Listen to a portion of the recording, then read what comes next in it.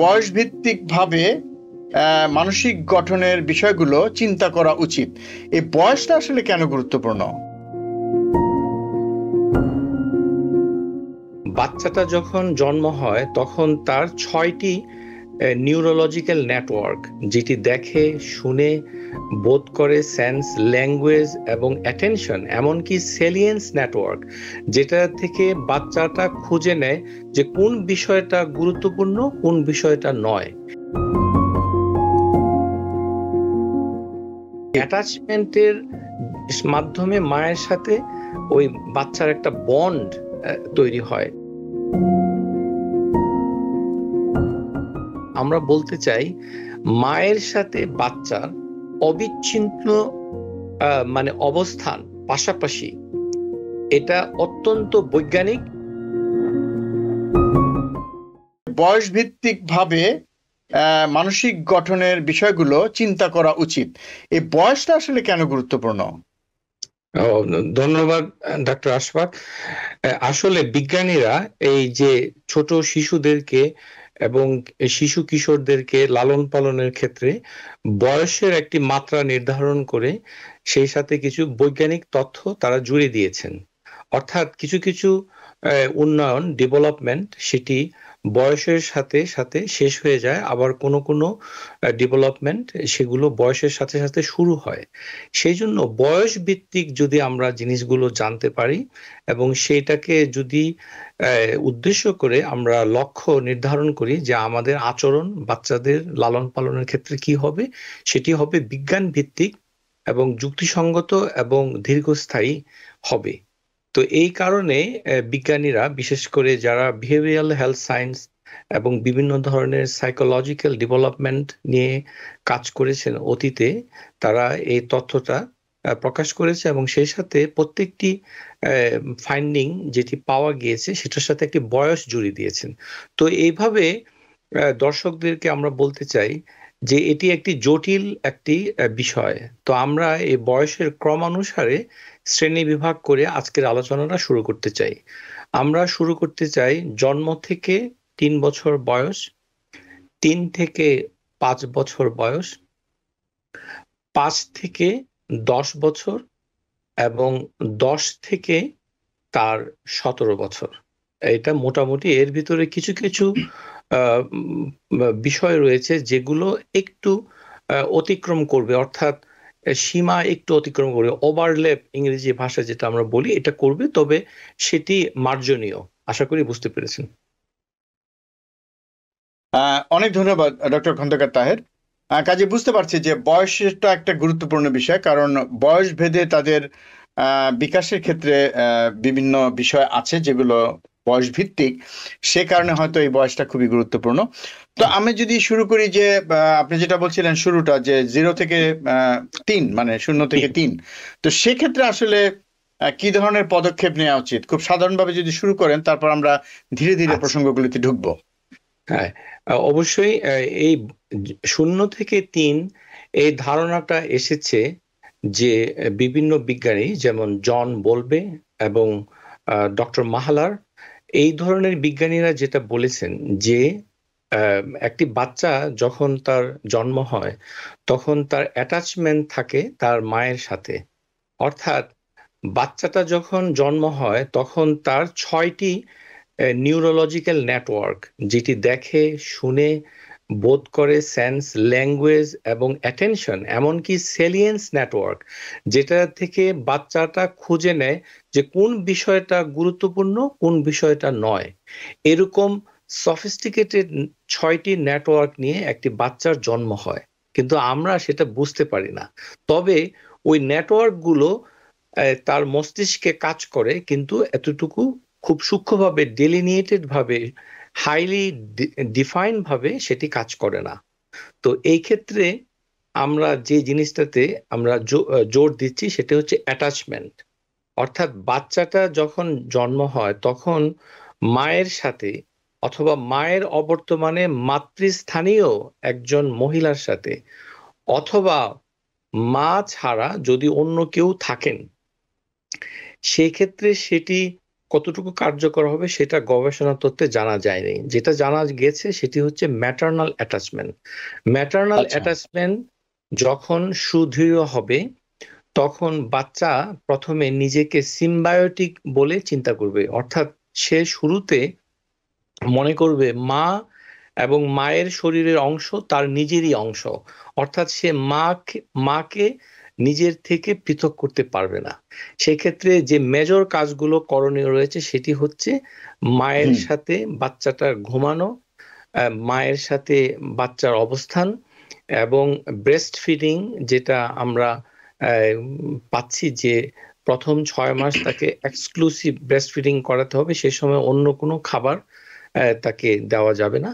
এবং হুম। সেই হুম। সাথে মা যদি তার সাথে থাকে তখন সে অ্যাটাচমেন্টটা সুস্থ হবে।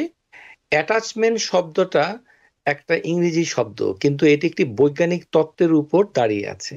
অর্থাৎ জি। অ্যাটাচমেন্টের মাধ্যমে মায়ের সাথে ওই বাচ্চার একটা বন্ড তৈরি হয়। উত্তর আমেরিকায় আমরা দেখতে পাচ্ছি যে অনেক কর্মজীবী মা তারা বাচ্চার সাথে হয়তো কয়েক মাস পরেই ও কর্মক্ষেত্রে চলে যান এবং বাচ্চাকে অন্য আরেকজন কেয়ার গিভারের হাতে হস্তান্তর করে দেন, তাতে তার অ্যাটাচমেন্টটা পূর্ণ হয় না। আপনি যেখানেই থাকুন না কেন, উত্তর আমেরিকা অথবা দক্ষিণ আমেরিকা অথবা বাংলাদেশ অথবা পৃথিবীর কোনো প্রান্তেই, সেক্ষেত্রে আপনাকে নিশ্চিত করতে হবে যে মায়ের সাথে বাচ্চার বন্ধন, এবং সেই বন্ধনের সূত্রপাত হচ্ছে শারীরিক সংস্পর্শ, শারীরিক উষ্ণতা, কথা বিনিময়, অভিব্যক্তি বিনিময়, চোখ দিয়ে তাকানো, এবং বাচ্চার সাথে মানে অ্যাটেনশন দেওয়া এবং বাচ্চার কাছ থেকে সেই ধরনের প্রতিক্রিয়া আশা করা।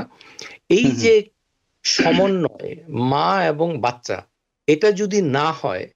তাহলে বাচ্চাটার পরিণাম কি হবে? এক্ষেত্রে আমরা যেটা বলবো, স্ট্রেস। একটা স্ট্রেস হচ্ছে সুস্থ স্ট্রেস, আরেকটি স্ট্রেস হচ্ছে টক্সিক স্ট্রেস। আচ্ছা। অর্থাৎ 7 মাস বয়সের পর একটা বাচ্চা মা থেকে হুম। হুম। বিচ্ছিন্ন হয়ে গেলে অন্য জি। কারোর কোলে যেতে চায় না, কান্নাকাটি করে। এটা কিন্তু সুস্থ স্ট্রেস, অর্থাৎ আচ্ছা। বন্ড বন্ড ম্যাটারনাল বন্ডটা সুন্দর হয়েছে, শক্ত হয়েছে। এখন মায়ের কাছে সে ফিরতে চায়, এই যে কান্নাকাটিটা করে এটা কিন্তু নর্মাল ডেভেলপমেন্ট। তারপর বাচ্চা মা থেকে ধীরে ধীরে 7 মাসের পরে সেপারেট জি। হয়ে সে নিজেকে সিকিউর ফিল করে। এই যে সিকিউর যদি ফিল না করে, কর্মজীবী মা অথবা মা শিশুকে ফেলে রেখে যাচ্ছেন অন্যের তত্ত্বাবধানে, তখন টক্সিক স্ট্রেস বাচ্চার শরীরে যে অ্যাড্রিনাল গ্ল্যান্ড রয়েছে সেখানে দুটো হরমোন, অ্যাড্রিনালিন এবং কর্টিসল, সেটি মানে রিলিজ হয় এমন ভাবে যে এটা ডিসপ্রপোর্শনেট। এই যে ছোট্ট শিশুর এই যে টক্সিক স্ট্রেস, এটার কারণে ওই শিশুটার জেনেটিক চেঞ্জ আনে। পরিণামে প্রাপ্তবয়স্ক হলে এই শিশুটা ক্রমান্বয়ে গবেষণায় দেখা গেছে যে ক্রনিক যে ইলনেস গুলো রয়েছে, যেমন ডায়াবেটিস, কার্ডিওভাস্কুলার ডিজিজ গুলো এবং অন্যান্য অসুস্থতাগুলো তার হতে পারে, এবং সেই সাথে পেইন সেন্সিটিভিটি এটার সাথে যুক্ত বলে গবেষণায় পাওয়া গেছে। অর্থাৎ আমরা বলতে চাই মায়ের সাথে বাচ্চার অবিচ্ছিন্ন মানে অবস্থান পাশাপাশি, এটা অত্যন্ত বৈজ্ঞানিক। যেমন আধুনিক মা যারা, তারা যখন ছোট একটি শিশুকে ক্রিবে রেখে ঘুমান, এটি আসলে বৈজ্ঞানিক নয়। অর্থাৎ মা এবং শিশু একত্রেই বিছানায় ঘুমাবে, তার সাথে থাকবে, যতটুকু সম্ভব তার দৃষ্টির সীমানায় থাকবে, এবং সেই সময়সীমাটা হবে 3 বছর পরিপূর্ণভাবে। 3 বছরের পরে একজন কর্মজীবী মা হুম। হুম। আদর্শগতভাবে সে যদি কর্মক্ষেত্রে চলে যায় তাহলে জি। আমরা বুঝতে পারবো যে তার মানসিক বিকাশ এবং মানসিক গঠন, সেই হুম। সাথে হুম। মস্তিষ্কের সুস্থতা জি। নিশ্চিত করা যায়। জি, অনেক ধন্যবাদ খন্দকার তাহের। তার মানে যেটা বুঝলাম যে 3 বছর বয়স পর্যন্ত সন্তানের সাথে মায়ের অ্যাটাচমেন্টটা খুবই জরুরি। তা আমার একটা প্রশ্ন হচ্ছে যে কোনো কারণে যদি মাতৃবিয়োগ হয় বা মায়ের সাথে সন্তানের আসলে কোনোভাবে যদি সেরকম মা অনেক অনেক কারণে হতে পারে এটা, সেক্ষেত্রে এটা কি মানে বাবার অ্যাটাচমেন্ট কি সেটাকে কোনোভাবে পূরণ করতে পারে? আচ্ছা, অত্যন্ত বাস্তবসম্মত একটি প্রশ্ন, এটি একটি চ্যালেঞ্জ বটে। অর্থাৎ মা যে কাজগুলো করেন বাবাকেও তাকে সেই কাজ করতে হবে, এবং সেই কাজটি করতে গেলে আর্থসামাজিক যে বর্তমান অবস্থান, বাবাকে যদি নির্দিষ্ট সময়ে কাজে চলে যেতে হয় তাহলে সেটার অভাব পূরণ হবে না। পরিণামে বাবাকে যদি তার সাথে থাকতে হয়, বাবা অথবা বাবার অবর্তমানে যে কোনো ব্যক্তি, এটাকে আমরা বলবো প্রাইমারি কেয়ার গিভার। কিন্তু প্রাইমারি কেয়ার গিভারকে পরিবর্তন করলে সেটি ওই একই উদ্দেশ্য সাধন হবে না। প্রাইমারি কেয়ার গিভারের ভূমিকায় মহিলা থাকুন এবং পুরুষ থাকুন, তাকে সার্বক্ষণিক থাকতে হবে এবং একই ব্যক্তি একই ধরনের আচরণ করে যেতে হবে, যেন শিশু বুঝতে পারে যে এটাই তার প্রাইমারি কেয়ার গিভার। তখন তার অ্যাটাচমেন্টটা পূর্ণ হবে, এর কোনো বিকল্প নেই। কারণ মানুষ যখন সৃষ্টি হয়, এই সৃষ্টিগুলোকে শুরুতে এই প্রথম 3 বছর তাকে যদি সুস্থ স্ট্রেস, মানে তার ভবিষ্যৎ জীবনের চ্যালেঞ্জগুলো মোকাবেলা করার জন্য তার যে মানসিক সক্ষমতা, যেমন কোনো কিছুকে হারানো, সেটাকে বোঝা, কোনো ক্রোধ, সংখ্যা, সংকট, ভয়, ভীতি, সুশৃঙ্খলতা, এই শব্দগুলো আমরা বাংলা ভাষায় বলছি কিন্তু আসলে এগুলো বৈজ্ঞানিক শব্দ। অ্যাভয়েডেন্ট, ডিসঅর্গানাইজড এবং ফিয়ার, অ্যাংশাস, এই যে আউটকামগুলি, এগুলো কিন্তু হবে না যদি না প্রাইমারি কেয়ার গিভার, প্রাথমিকভাবে মা, সেটি সাধন হবে ব্রেস্ট ফিডিং এর মাধ্যমে। কোনো ধরনের আর্টিফিশিয়াল ফিডিং শুরুতে থাকবে না, 6 মাসের পরে ব্রেস্ট ফিডিং এর সাথে অন্য খাবার দিতে হবে। শুধু খাবারই যথেষ্ট নয়, মাকে অথবা প্রাইমারি কেয়ার গিভারকে কমপক্ষে 3 বছর এই শিশুর সাথে সহ অবস্থান করতে হবে এবং তার আঙ্গিনায় থাকতে হবে। যদিও এটাকে আমাদের কাছে মনে হচ্ছে উচ্চ বিলাসী, অর্থাৎ আমরা যেটা বলতে চাই যে আমি আমেরিকায় থাকি, কানাডায় থাকি। শুনুন, আপনার থাকা না থাকার ভেতরে মানব উন্নয়ন নির্ভর করে না। আপনার শিশুকে, তার মানসিক বিকাশকে আপনি ধ্বংস করবেন, তার পরিণাম আপনাকে ভোগ না করলেও আপনার শিশুকে প্রাপ্ত জীবনে ভোগ করতেই হবে। এটি সামাজিক সুবিচারের দৃষ্টিতেও একটি অশোভনীয়, আশা করি বুঝতে পেরেছেন। জি, অনেক ধন্যবাদ। তার মানে হচ্ছে যে আপনি আরেকটা কথা ফাঁকে আরো একবার বললেন, সেটা হচ্ছে যে ব্রেস্ট ফিডিং এর কথাটা। মানে এটা একটা অনেক বড় বিষয় যে সন্তানের সাথে মায়ের যে অ্যাটাচমেন্ট, এটা যে কত দৃঢ় একটা শক্তি এক্ষেত্রে, এই বন্ডিংটা, এটা একটা বিষয়। আর একটা বিষয় আপনি শুরুতে বলছিলেন যে মায়ের সাথে থাকা, তার সাথে মানে ফিজিক্যাল কন্ট্যাক্ট, তার শরীরের সাথে শরীর লাগা, উত্তাপ নেওয়া তার মায়ের শরীর থেকে, এবং মায়ের শরীরে গন্ধ নেওয়া, এই সবগুলি বিষয় অনেক অনেক গুরুত্বপূর্ণ এবং সেটা শিশুকে একটা মানে আশ্বস্ত করে, একটা মানে স্বস্তি দেয়, তাকে একটা নিরাপত্তা দেয় এক ধরনের। এই নিরাপত্তাটা অনেক বড় বিষয় শিশুর জন্য, যেটা আপনি বলছিলেন যে 2 ধরনের যে স্ট্রেস আছে, সেটা এটা হচ্ছে যে ভালো স্ট্রেস যেটা আমরা বলছি। অনেক ধন্যবাদ। Because people sneeze.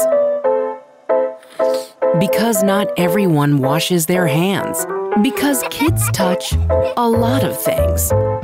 Set a date to get your COVID shot and RSV if eligible. Because if you're wondering, should I get my COVID shot? Think about other people. Learn more at nj.gov/health/vaccines. New York থেকে সম্প্রচারিত TBN24 television, বিশ্বজুড়ে বাঙালির কণ্ঠস্বর।